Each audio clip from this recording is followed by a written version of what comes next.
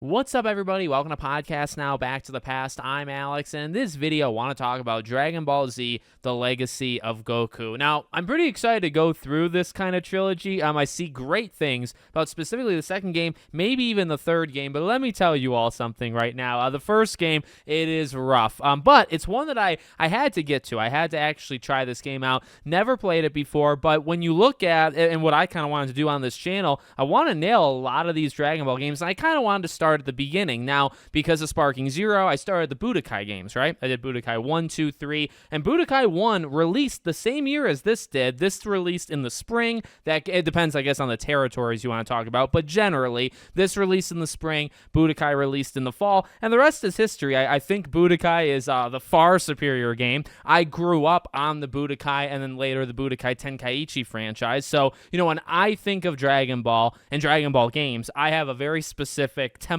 in mind, right? How they fight, literally like the landscape and the mechanics and all that stuff. I know what I want from a Dragon Ball game. Now, I can be flexible, okay? I can play different kinds of Zelda games, Dragon Ball games, any game. You give me you can give me one of these and I can try it out and I can find something in it. But this game, it's got a lot going against it. This game is very difficult. And look, I like challenges. I'm not very good at challenges, but I'm willing to respect, and you would hear me say great things about games that challenge players, okay? I'm not anti-difficult games, nothing like that. This game is challenging and hard and unforgiving and unfair just to be those things, and also out of, maybe not necessarily incompetence, but just like the game doesn't work half the time. So what you end up doing is you end up dying so much. And I gotta be real with you, I did not beat this game. I know one of the tricks that people talk about with it is just kind of like cheesing it, like grinding over and over and over and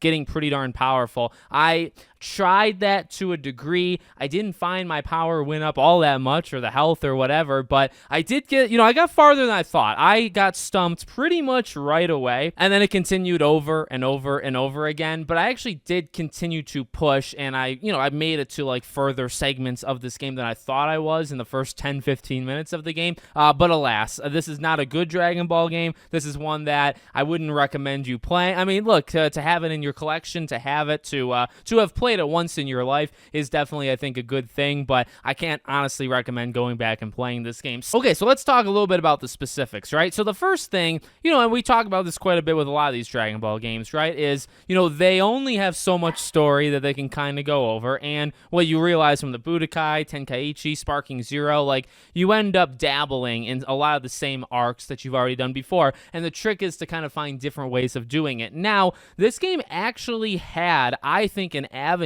to do different stuff, right? Because it's a little bit more open world. I wouldn't call this like massively open world, but you can walk around and you can explore different areas in established areas that we know of from Dragon Ball. And it's like, okay, you can talk to like the villagers and, people around. And it's like, all right, there's an avenue to kind of literally expand the base story, which some of these games have done. Some of them have condensed them. Some of them have made them longer, right? What this game does, though, is honestly kind of puzzling to me. So it only tackles the Vegeta or Super Saiyan arc and then Frieza. So it cuts it short where other Dragon Ball games don't. And at the same time, it also puts things like out of, I don't know if out of context is the right way, like things are happening that aren't exactly in line with like the history. So you'll see characters and situations that aren't in line with what they're supposed to be. So, from the story perspective and the chance to expand things, it doesn't even take that chance. And it's like, all right, you know what? That's fine. For a game like this, you could say, well, I'll just play it for the other reasons, right? There's got to be other reasons to play it.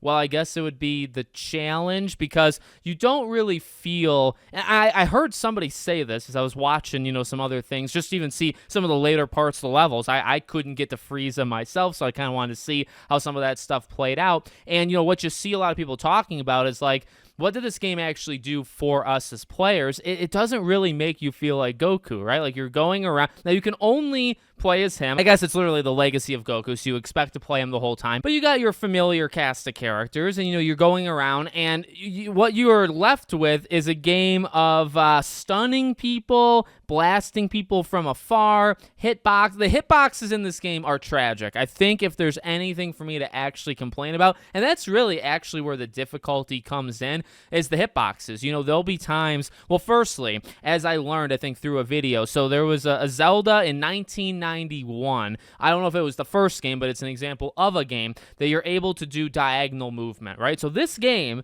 you can move up, down, left, right. There is no diagonal, okay? This is 2002. Now, to be honest with you, when I was playing it, especially the first night, I was thinking, limitations. But actually, as I found out, that because I had Game Boy and I played several Game Boy games, but I can't consider myself, like an expert in all of Game Boy lore and when games started to like popularize certain things. But yeah, so the diagonal kind of movement thing for a game like this was invented at least 10, 11, 12 years before it, and you had this game that was just it's limiting. There's areas of this game where you're high, you're on top of something, and you can't get to the thing next to you, right? And sometimes even the way that the game will show you these things is not very good. Flying in the game is clunky, movement in the game is clunky, and again, when you're only moving up, down, left, right. But then, that leads us to our biggest issue. So when you run into an enemy, which it could be Vegeta, it could be just a random, who even knows what some of these enemies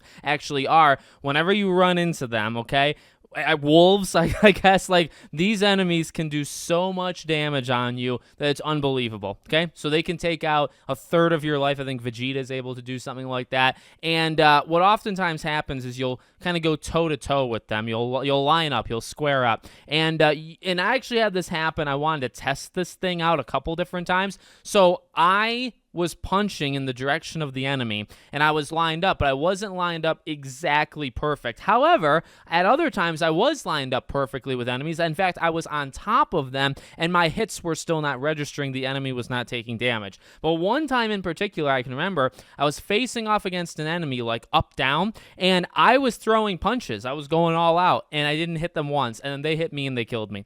And that kind of just summed up my experience. I died maybe like 25, 30 times in a short. I played this game maybe like an hour and a half, and I thought, you know what? I can't do it. I literally can't. I did get past Vegeta. In fact, I got a little bit further than that, but I just couldn't handle, I would say, hit detection and the difficulty. It really all stems from that. Enemies can do a quarter damage to you, a fifth of damage to you, but some enemies can do even more, and your hits are just honestly pathetic, right?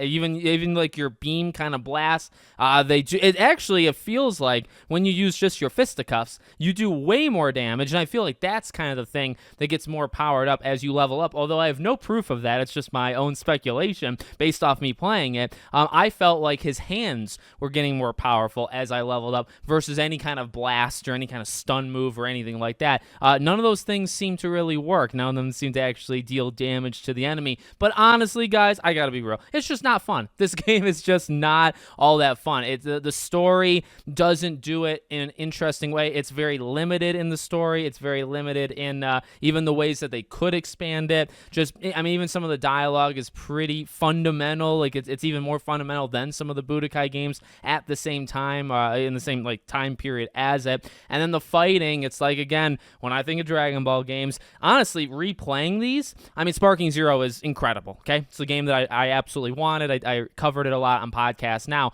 Budokai 3. Of those three, at least first three Budokai games. Now, I haven't replayed the Tenkaichi games yet. I'm going to eventually. But when I think of, like, old time, like, okay, this is what I imagined these games being, or this is what I remember them, actually, like, playing. Like, Budokai 3 is that game, okay? Just in terms of blocking and dodging and just the combos that you're able to do. I don't think of Legacy of Goku, right? In terms of the combat maneuvers and stuff. So, again, it was definitely an experience that I wanted to do, and I wanted to start from the beginning. Now, I hear great things about the second game. Great things. And I think I watched part of a video on it where I think diagonal movement is a thing, and just the hits against enemies and their hits against you. It definitely cleans up a lot of, and I think it's actually from the same studio. So I think they learned a lot of lessons in like a year between this game and the second game. So I'm very excited. In fact, we're probably going to have a video on the second game in a month and a half. So it's not going to be that slow of a turnaround. I'm going to be covering the next game pretty quickly. I'm very excited to get to it because this game, I mean, it is what it is. I wouldn't call it like a good foundation for it, but it definitely is a foundation. You can judge the quality on your own. But yeah, so I